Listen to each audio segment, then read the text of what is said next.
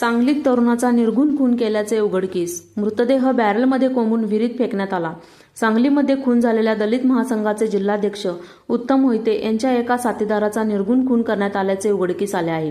रोहित म्हैसाळे वय 29 असे खून झालेल्या तरुणाचे नाव आहे. धक्कादायक बाब म्हणजे खून करून मृतदेह हा प्लॅस्टिकच्या बॅरलमध्ये कोंबून एका पडक्या विहिरीत टाकून देण्यात आला होता. रोहित म्हैसाळे मृत उत्तम मोहितेचा साथीदार होता. या खून प्रकरणी विश्रामबाग पोलिसांनी दोघा अल्पवयीन बालकांना ताब्यात घेतले असून एक जण फरार आहे.